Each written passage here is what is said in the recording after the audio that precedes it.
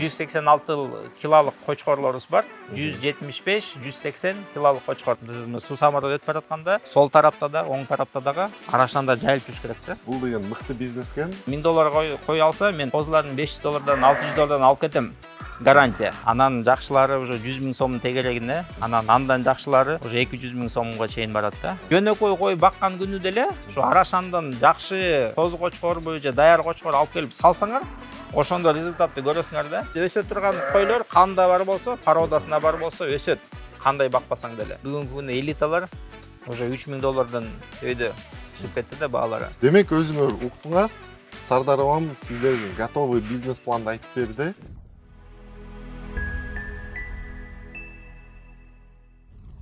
Кыргызстандагы эң популярдуу 21-кылымдагы порода бул Арашан. Бул эмне деген кой, каякта өсөт, кантип өсөт? Ушул суроолорду биз бүгүн Сардар апама беребиз. Баарыңыздарга салам. Бул жаңы чарба долбоору. Сардар байке, салам алейкум. Алейкум ассалам. Кандайсыз? Чоң рахмат. Биз бүгүн сиздерге конокко келдик, сиздин чарбаңызга.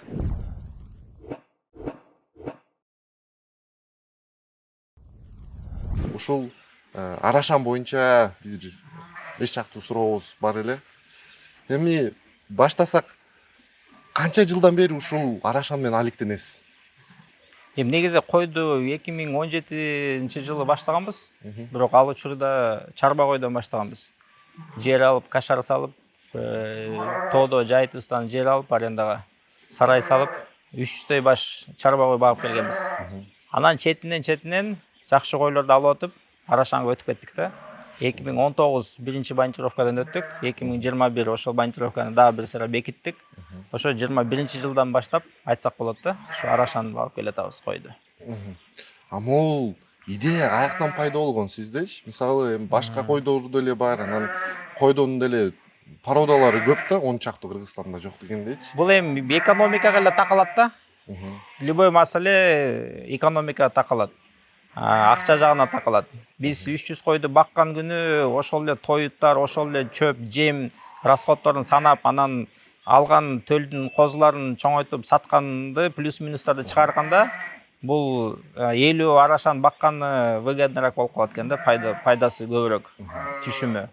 Анан эмеси, ошон менен ошолорду санап өттүк да. Бул мындай кой бакпай эле эчтеке түшүнбөй эле кирип кеткен жокпуз. Буга чейин чарба койду бактык, аракет кылдык, көрдүк, алып сатып. Бирок ушу Арашанга өткөндөн баштап ушу пайдасын көрүп атабыз да.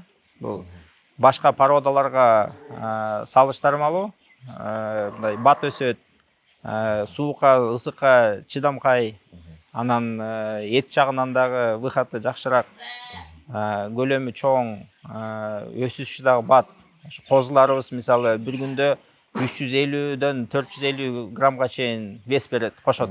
Ошол деле санасак, 6 жаш, 6 ай, 8 айда козуларды союп этке өткөзсөң деле пайдасы көбүрөөк да. Амол Арашандын породасын тарыхына сурасамчы, кандай? Бул канчанчы жылы Кыргызстанда чыгарылган? Анан бул кайсыл башка түрлөр менен неме кесилишкен деп канча жыл болду? Аргындашканда? Аргындашкан. Эми тарых боюнча көп эле маалымат уже берилген. Бирок мындай кыска айтсам, бул буга чейинки аксакалдар Тажикстандан гисар койлорду алып келип, ушу Кыргызстандагы жайдар койлорго менен аргындашып, мындай кошуп келген койлор да. Булар жылдан жылга оңолуп, жакшы койлорду, кочкорлорду калтырып, королорго мындай таратып, бири менен мындай подбор кочкорлорду кылып алып келген да. Анан бул как бы жакын арада эле мындай аябай популярдуу болуп кетти да. Мисалы 17-жылы, 18-жылы биз ушу Арашан козуларды алып атканда баасы где-то бир может бир 60-70% өйдүрөөк болчу да, жөнөкөй койлордон. Мындай жөнөкөй чарба койлор, чоң койлор 6000 сом болсо, булардын козулары 9000-10000 сом болчу. Айырмасы кичинекей эле болчу экен. Может 2-ге 1 болчу да. Ошондо ошол убакта алып мындай баштагандарга жеңилирээк болду да. Бүгүнкү күнү кичине баалар өсүп кетти. бирок аны деле айтып берем, мындай аны деле кылса болот да, баштайм дегендерге жолдор бар да. Ошондо бул порода жаңы чыгарылгандачы 2018-19 жылдары эч ким билбеген үчүн ошо баалары төмөн болчу да. Азыр бул деген жанакы нонсенс болуп, жанакы жаңы порода деп ошон үчүн баалар кымбаттап кетти да. Эми булардын факторлору көп да, мисалы кызыккандар көбөйдү. Анан жаңы технологиялар кошулуп кетти. Соц тармактарга чыгып кетти. YouTube менен, Instagram, TikToктор менен аябай жайылып кетти маалыматчы. Анан бул койго кызыккандары көбөйүп кетти да, ошонун себеби менен да, бир себеби ошол. Анан буга чейин деле ушу кой арашанын атын кой элек деле өтө эле чоң болчу да. Бул мисалы түү гисардан чыккан кой болгон күнү деле гисардан ашып кетти да. Анан салмак боюнча, бою боюнча, анан экстерьер, сулуулук жагынан ашып кетти да. Анан ошол эле 2017-18 жылдары гисардын адистери өздөрү Тажикстандан келген гисардын адистери өздөрү айтканда бул гисар эмес депчи. Бул гисардын выставкасына биздин койлорду алып барат да, Шымкенткенчи. Ошол жерден анан Тажикстандан келген адистер айтканда бул гисар эмес. Булар гисардын выставкасына катышканга мүмкүн эмес деп. Анткени бул башка порода депчи. Анан ошондон как бы идея башталып, анан ошодо улуу байкелерибиз, аксакалдарыбыз ошол идеяны алып анан иштеткенде 21-жылы чарба министрлигинин каттоодон өтөт. 23-жылы августта эл аралык патент алынат бул арашан породасына. Сиз өзүңүздүн чарбаңызда канча арашан коюңуз бар? Эми бүгүнкү күнү козулар менен санасак 120-160 кой бар экен, козулар менен ургач козуларды санасак. Кече монитировканы өткөрдүк. Буга чейин майда өткөргөнбүз, май 24, анан кече дагы калган койлорду, анан быйылкы козуларды өткөрдүк. Ошо 160 сан болду, 160 кой болду. Ургач козулар менен. Анан 5 кочкор бар, ошолор менен 165. 165 баш? 165 баш, ооба. Сиздин чарбаңызда. Бирок эми 165 дегенде сразу эле калькулятор алып чыгып анын баарын 5000ге көбөйтүп коюп койгон туура эмес. Бул как бы ар бир койдун өзүнүн эмеси бар да, баасы бар. Анан сразу эле түшүнбөгөндөр аны $5000, $3000 көбөйтүп коюп эле анан ал акчанын баарын эмне кылып атасың каяка дегенде түшүнбөйсүздөр пайда болуп калат да. Бул как бы ар бир койдун өзүнүн уровенде, өзүнүн стандартына жараша, кебетесине жараша баасы чыгат. Мисалы койлордун баасы 50.000ден башталат да. 50.000 сом, 60.000 сом, 70.000 сомдон средний.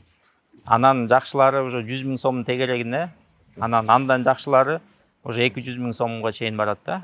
Ошо биздин чарбабыздан ушу 200.000 сомго чейин сатылган козулар, койлор бар. Бирок эми баары эмес.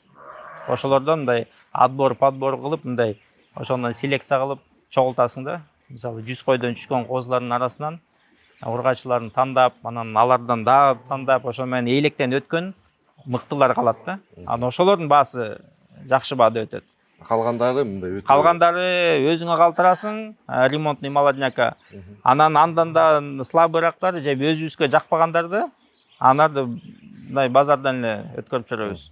Козу кочкорлор көбүнчө этке эле төгүлөт. Азыр мисалы козу кочкор көп, только мыктылар эле өтүп калды да. Мындай слабыраак козу кочкорлорду деле аракет кылбайбыз баккандачы. 4-5 айында эле этке өтөп салабыз. Мындай жанакындай чарба койлорго, мындай майда чүйдө королорго кошом деген, кошом дегендер кочкордо деле алып кетишет. Анан бир 30-40 миң сомдун тегерегинде эле сатылат алар.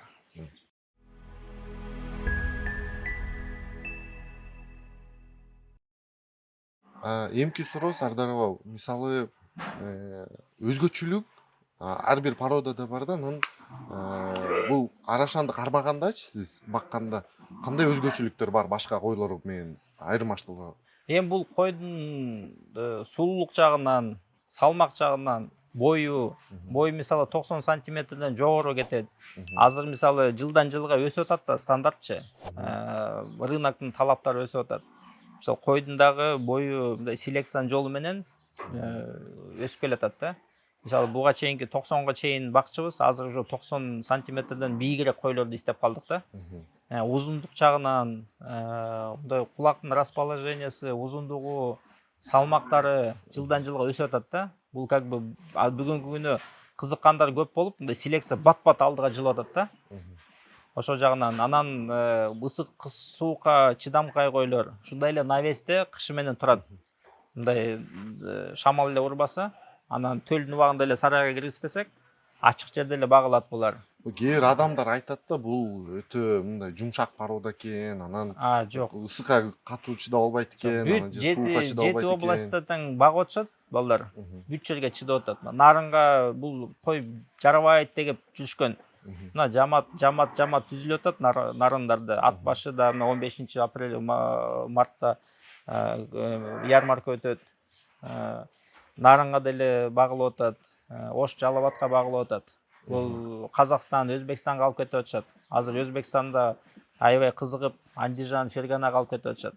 Койлорду баккангачы. Демек Арашанды Кыргызстандагы ар бир областта кармаса болот экен, э? Ар бир областка кармаса болот. Андан тышкары чет мамлекет жакын кошуна мамлекеттерибизге дагы жарайган кой да. Бул как бы эми түгү Гисарда. Гисар кой жалпы Орто Азияда багылып турган кой да. Бул деле Арашан ошондой эле багылат, просто эмеси салмагы анан этинин выходу чоңураак. Башка немелер менен айырмасы деле жок, содержаниясы боюнча. Содержаниясы ошончо эми чоңураак болгону менен кичине тойту көбүрөөк талап кылат. Анан ошол эле чөп, ошол эле жем, ошол эле силос басабыз мисалы. Анан жем түрүн беребиз. Арпа жем, будай, жүгөрү жем. Ошол эле. Могул азыр биздечи Кыргызстанда көп жанагы новичоктор ушул багытка келип атпайбы? Арашан багам депчи. Кайсы көйгөйлөр менен жаңы ушул Арашан породосын багам деген адамдар. Мисалы азыр бүгүнкү күнү жаңы баштайм дегендерге ар түрлөрү бар да. Мисалы буга чейин кой багып келе тургандарга, буга чейин кой баккандарга жеңилирээк. Анткени сарайлар бар, анча-мынча тажрыйбадан өткөн нерселер бар. Кадимкидей эле койлордун ордуна бул койду коет да багып кете берет. Анан мисалы 50 чарба кой баккандан көрө бунун бир 15-20 кой Арашан кой баккан выгодныйраак да. Таптакыр мал бакпай же кой бакпагандарга кичине мындай опыт алыш керек болот да.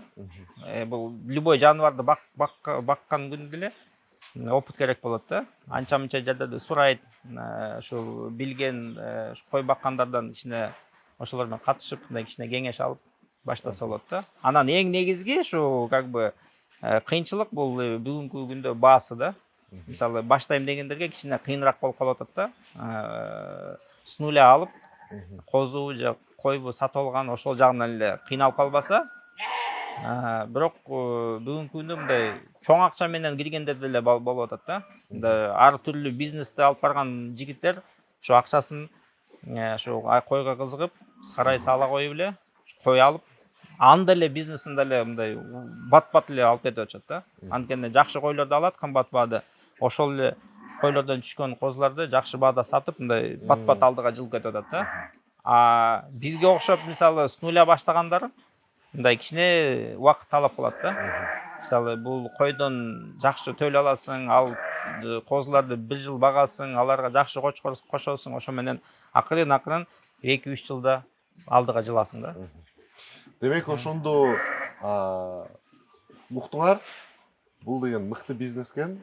Ушул тарапка акча салсаңар болот. Анан 1-2 жылдын ичинде мен ойлойм салган акчаңарды киреше аркылуу чыгарып алсаңар болот да. Бизнес жагынан дагы көп эмелер бар, бизнес проекттерчи булардын. Мисалы мен көрдүм, балдар с нуля эле баштап, удай эле жакшы баада сатып бутка тура алышты да. Анан биз деле мисалы сунуштайбыз, мисалы жаңы баштап аткандар, мисалы бизден кой алса, мисалы биз $1000 саттык бир кой. 5 кой алып кетишти. 5 койду багат, майдын 15-ине чейин мисалы багат. Майдын 15-инде мен кочкорум менен кош берем. Ошол койлоргочу. Анан койлор токтогондон кийин 5 ай багышат. 5 ай баккандан кийин төлөй алат. Анан түшкөн козуларга мен барып ургачыларына бирка коюп кетем. Анан ошол эле ургачыларды мен эле сатып алам. Сбыт жагынан кыйналбайт да. Эркек козуларын тандайт, жакшы баада сатабы же өздөрүнө калтырабы. Ургачыларын мисалы сатам десе мен алып кете алам да. Полный. Мисалы $1000 кой алса мен козуларын $500, $600 алып кетем. гарантия. Анан жок, козулар биз өзүбүзгө жагып калды, өзүбүзгө калтырабыз десе, ал деле вариант. Бул как бы беспроигрышный мини проекттер бар да, ушундай. Алам десе, анан кээ бирлер алып алып эмне кыларын билбей калып атышпайбы? Же каяктан кочкор аларын. Мисалы, мына менден 5 кой алат, же 10 кой алат. Аларды мен өзүм кочкор менен качырып берем. Бирок ошол койлордон түшкөн козуларды, ургаччы козуларын сатып аласың. мен мисалы $1000 сатам, 500-600 өзүм эле сатып алам. 3 ай багып берет только эмгизип. Ошондой да варианттар бар да. А могул мисалы арашан порода мененчи, анан жалпы могу Кыргызстандагы порода мененчи айырмасы канча? Могул мисалы, если перейти к цифрам.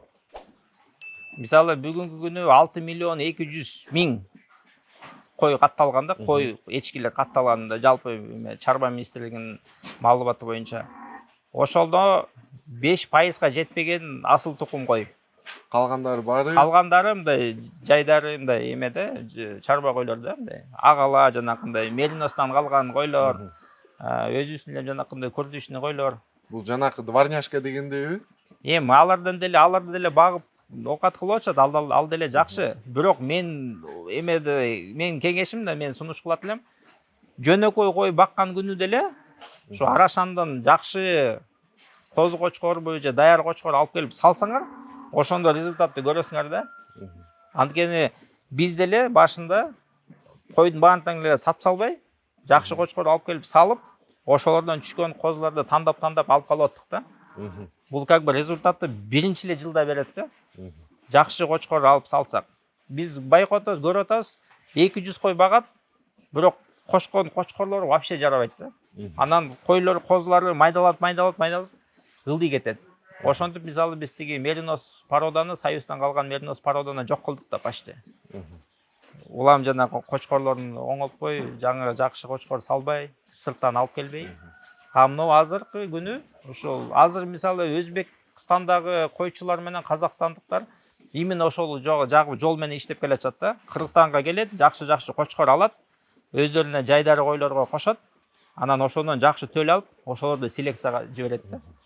Ошону мен да сунуштайт элем, ушу даже арашан кой бакпаган күнү деле хотя бы арашан кочкорлорду салгыла койлорго. Сиздин чарбаңызда мисалы максимальный кочкордун салмагы канча чыкты? Кочкордун салмагы максимальный 186 кило. 186 килолук кочкорлорубуз бар. 175-180 килолук кочкорлор. 200'дүн тегери кеткен, демек. 200 килога жете элекпиз. Бирок 186 килога жеттик. Койлордун вестери где-то 116-120 килога жеткирдик. Живой массасы, салмагын. Козулар туулганда эле 7-8 кило болуп атат. Мисалы башка койлор менен салыштырганда канчалык выходы жакшыраак да арашандыкычы? Эмеси эти жагынан 40%га жогорураак да. Кээ бир учурда 60%га чейин болуп калат.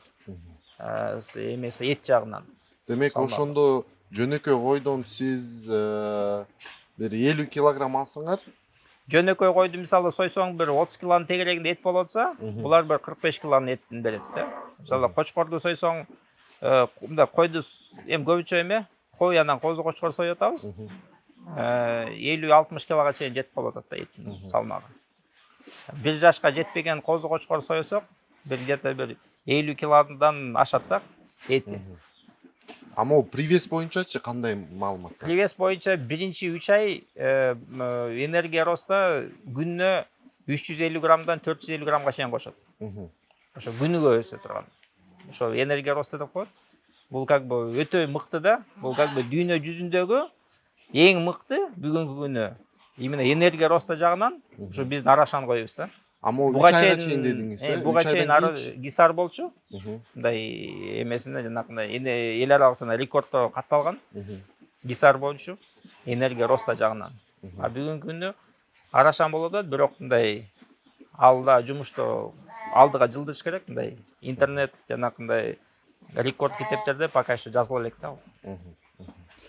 Ама ол биринчи айдан 3-чү айга чейин дедиңер, а 3-чү айдан уже дальше, мисалы 3 айдан 3,5 айдан кийин уже энесинен бөлүнгөндөн кийин уже ал уже бакканга жараша да, багууга жараша. Бирок эмеси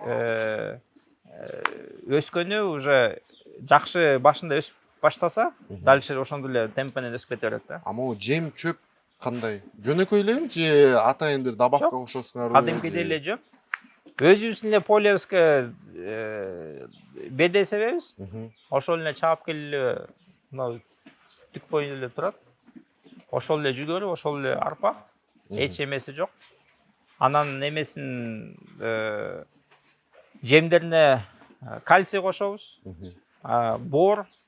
Анан мына туздарды эле беребиз. Болду. Ошол эле. Анан кыркканда альбен эвермек беребиз. Кадимкидей. Анан кадимкидей оораганда жана ветеринарлар эмне жазып берет, ошолорду сайып коебуз. Көздөрүнө жанакындай чылпак чыгат, чакалай болот. Эми аны кадимкидей койдорду дарылагандай эле ошолор менен эле дарылайбыз. Болду ошондой. А так мындай өтө особенный же мындай какой-то еврозабор, евросарай деген деле кереги жок. Мен канча королорду кыдырып келдим. Эми эчтеке болбогон эле сарайда эле багып атышат, соң койлор чыгат да. Анан жайытка деле жакшы. Биздики мисалы 3 ай тоодо жүрөт бул койлор. Сентябрдын 15-ине келип, ылдый жакта полелор бошойт, полеге жайылат. Талада жере жайылат да, кадимкидей. Суу кечет, карда жүрө берет. Бул просто жанакындай өтө суук убагында декабрь, январда туут болгондо мындай кичине жылуураак сарай керек. Болду. Калган учурда ушундай эле ачык эле навесте багылат. Негизи бул Арашан, Гисар, Эдилбайлар ушундай ачык навесте багылган жакшыраак. Бул как бы тажрыйбадан өткөн нерсе да. Мындай өтө жылуу сарайга булар жакшы эмес да буларга. Бул как бы уже эмеден чоң жанакындай Россиядагы племхостор опыттан өткөргөн да. Эң ыңгайлуу ушу навестер эле да. Просто мындай шамалдан тосуп эле биз мисалы мына клеенка тартып коебуз, жайында алып салабыз. А так негизи мындай стенада эле тартып койсо, салып койсо деле жакшы да. Жок, бизге мындай жагат да. Жайында салкын ачып коебуз, мына клеенкаларды болду. Ошондой эле. Анан кээ бирлер ойлойт, анан кондиционер менен багат, анан какой-то отдельный бир Кытайдан бир буларга бир витамин алып келет депчи. Жок. Ошо өсөмдө өсө турган койлор канда бар болсо, породасына бар болсо өсөт. Кандай бакпасаң деле.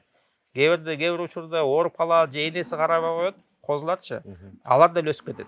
Анткени генетикасында отурат да. Күчтүү генетикалар бар да. Ошондой эле да. Ошо адамдаркы деле эмеде, мисалы адамдын тукумунда бар болсо, бой берет. Мисалы мен чоң атамдар, мисалы же атамдар кичине бой эме болсо, 1,70 болсо, балдар деле ушундай эле болот да. Обычно. Кээ бирде мындай эмелер болуп калат, феномендер болуп кетет. Бирок примерно ошондой эле да, генетикасында отурган нерсе чыга берет да.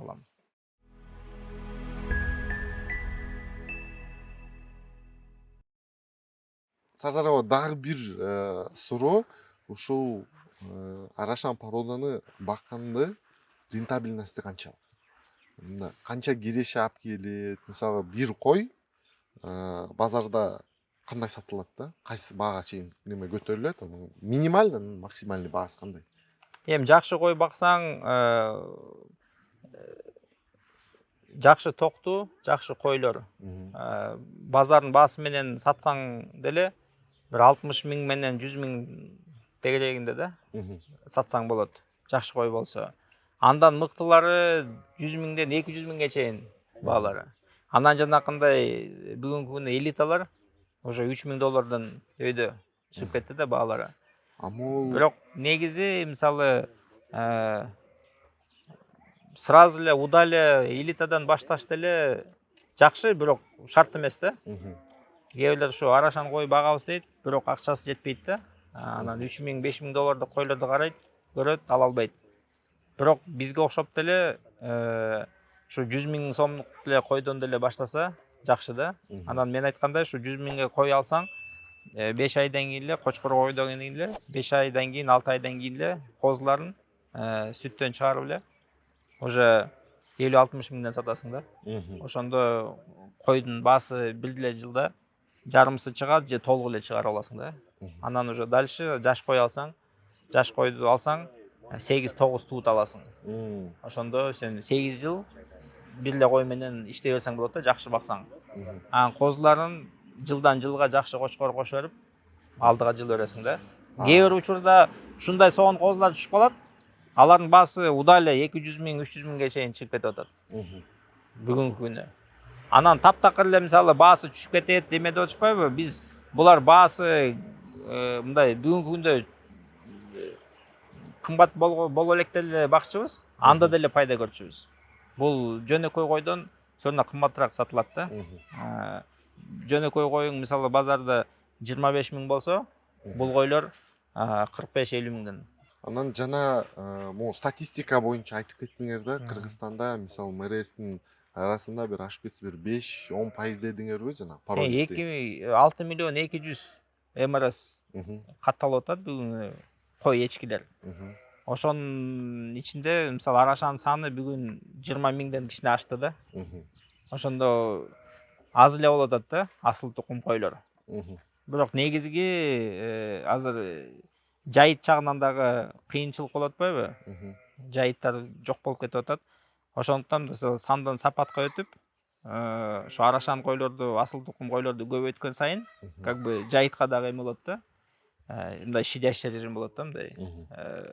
300 кой эмес, мисалы 60 кой жайсаң жакшыраак да. Биз деле мисалы өзүбүздүн жайытыбызда, Сокулуктан өйдө 300 кой жайчыбыз. Азыр мисалы быйыл 72 эле кой айдап барабыз. Ошондо бирок ушул 70 койдун эти ушул 300 койго барабар болуп калат, 300 койдун этине барабар болбосо деле, бул как бы мурунку койдун саны, мисалы азыр 6 миллион болсо, ошо асыл тукум койдун санын хотя бы жарымысына чейин жеткириш керекпиз да. Мисалы мейли 6 миллион эмес болсун, мейли 2 миллион асыл тукум кой болсо, биз эт жагынан ар бир койго 10-15 килодан кошсоңор деле канча миң тонна эт пайда болуп атат да. Ошондо как бы мындай математически санаганда сан менен алабыз да. Эмне себептен мисалы Казактагы кой багуучулар биздин кочкорлорго кызыгып атат. Анткени алар 2000-3000 койдон багышат. Ошолорго эле биздин кочкорду салат. Уже привес, козулардын привеси 15 килодан примерно привес берет. Аны 1000 койго, 1000 козуга көбөйтсөң, тонналап эт чыгып атат. Ошону менен деле биз 6 миллион 200 кой козу эчки баксак бир күнү, бүгүн күнү Кыргызстанда. Ошонун хотя бы жарымысы асыл тукум болгон күнү биз мындай эт жагынан аябай утабыз да. Ошо миллионер болуп кетет экенбиз ошондо. Буюрса бул деле эме да, как бы Кыргызстандан чыккан кой, аты деле сонун арашан деп. Анан көпчүлүк кыргыз жигиттери эле, кыргыздар эле багып атат, ошо кыргызстандыктар эле багып атат. Анан ошону мисалы өкмөт жагынан деле колдоп, мындай элдин арасында деле жайылтып, мындай туура маалымат берип, кызыктырып элдерге. Кээ бирлер ойлойт, булар финансовый пирамиданын мыльный пузырь бир күнү булар жок болот, анан жанакындай мошеннический схемалар сыяктуу болуп жок болот депчи. Негизи как бы кыргызга өзүнө эмеде жакыныраак кой баккан. Анан мындай кой баккан күнү анс эле кой багып атабыз. Жакшыраак асыл тукум кой баксак, андан да жакшы болот дейм. Ошондо арашандын породасынын Кыргызстанда келечеги кандай болот? Сиз айттыңар 20 миң дедиңиз, Кыргызстанда. Мен бүгүнкү күнү мисалы банкировкадан 20 миңден ашык өттү. Банкировкадан өтпөгөндөр деле канча кой калды. Тоже арашан стандартына туура келгендер. Ошон мисалы санын азыр биз хотя бы 200 миң, 300 миңге көтөрсөк, баттыраак жайылат да. Ошо жылдан жылга биз арашанды көбөйтө берсек, бул как бы эме жагынан, продовольственный безопасность жагынан дагы салым кошот да, эт жагынан. Бул как бы 6 миллион арашан болуп кетпесе деле, какой-то бир 30-40% асыл тукум кой койсок, четинен жанакындай чарба койлорду деле оңолтуп акырын кете берет да. Бул как бы эң негизги стратегия, бул койду жайыш керек. Жалаң эле мындай эле 20-30 эле сарайда багып бербестен, бул негизи жайыш керек. 7 областка суу самардан өтүп баратканда, сол тарапта да, оң тарапта дагы арашанда жайылып жүрүш керек да. Анан эң мыктылары кала берет. Жанакындай племхоз, племзаводдордо мыкты линиялар калып, дальше алдыга жылы берет. Ошондон племхоз, племзаводдордон чыккан күчтүү кочкорлор ушу чарбаларга тарай берет, кандарын бекемдетет и баттыраак алдыга жылат да селекция. Бул как бы союздун убагында жана мериноз койду ошентип эле иштеп келген. Ошон үчүн да результаттар жакшы болчу. Ошондо жана сиз деле айтып кеттиңиз, ошо ген банк ачат экенсиздер, Кудай буюрса. Буюрса максат коюп атабыз. Азыркы мыкты кочкорлордун уруктарын тоңдуруп сактап калалы деп. Анткени бүгүнкү күнү кочкорлор четинен өлүп кетип атат. Генетикасы калып калып атат.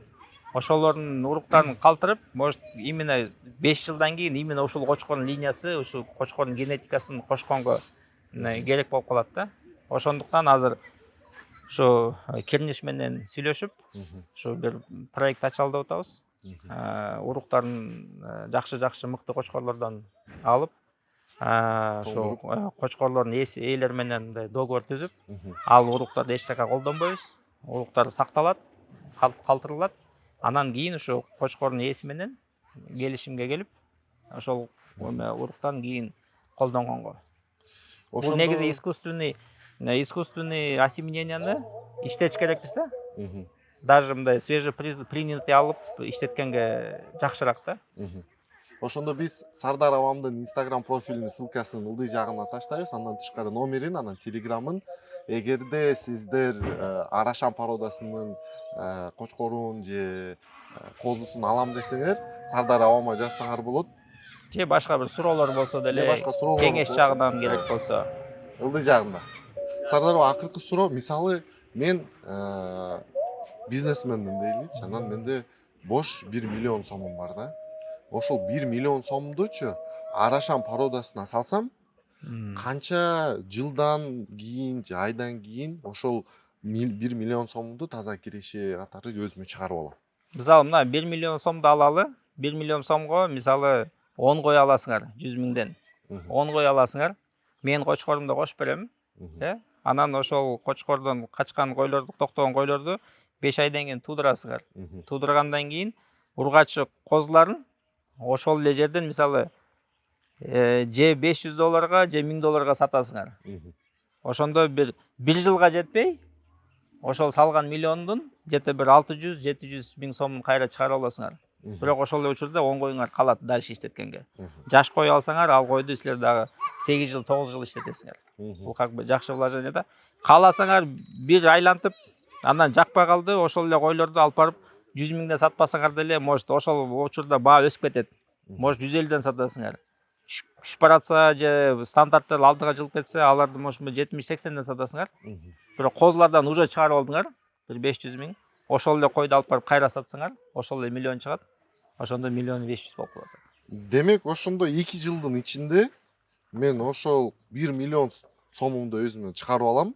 Андан тышкары мен бизнесим, даяр бизнесим калат. Даяр бизнесиңер калат, тажрыйбаңар өсөт. Анан көп нерселерди түшүнүп каласыңар. Арашанчылар менен, арашан баккан жигиттер менен таанышып аласыңар. Жамат менен уже мамилеңер, катышыңар пайда болуп калат. Ошондо уже 2 жылдан кийин силер уже мындай опытный арашановод болуп, анан колуңардан келсе жанакындай блог ачып, Instagram ачып, башка проекттерди иштетип кетсеңер деле болот да. Бул как бы көп направлениялар бар да. Анан как бы бул эмеде схемасы кичине башкараак да. Эттин эмеси менен баасы менен санай берсек, анда башкача болот. А бул как бы именно азыр арашан породасы жагынан санасак, как плем материал катары санасак, кирешеси башкача да. Ошон үчүн мен айтып атам, ушу жаңы баштап аткан балдарга деле ушундай сунуш да. Мисалы миллион десең, мына 10 кой ал, мен эле сатайын сага 10 койду. Анан ошол эле койду мен эле качырып берем, өзүм кочкордум. Кочкор албайсың. Расход жок, кочкор коч. Ошол койлорду мен сага качырып берем. Мен кочкорумда, мен тандаган кочкорумда. Анан 5 ай багасың, 5 айдан кийин козулар түшкөндө, ургач койлорун полностью мен алып кетем. Кандай түшпөсүн. Ошол как бы сбыт жагынан уже гарантия да. Демек өзүңөр уктуңар. Сардар Авам сиздерге готовый бизнес планды айтып берди. Бүт барын толугу менен эми чечим силерде. Кааласаңар арашан породасына өнүп турсаңар болот, кааласаңар башка бир нерсеге менен алектенсеңер болот. Сардар Ава, чоң рахмат интервьюңузга. Чоң рахмат. Ишиңизге береке. Чоң рахмат. Андан тышкары эң кызыктуу 2 комментарийге Сардар Авам ушундай белек даярдап коюптур. Бул атайын брендированный кепка, Арашан деп жазылып турат бягында. Арашан, Москва району. Эң кызыктуу эки комментарийге биздин жамааттын атынан жолугуп, Сардар Авамдын атынан ушундай эки сонун кепка белек катары беребиз.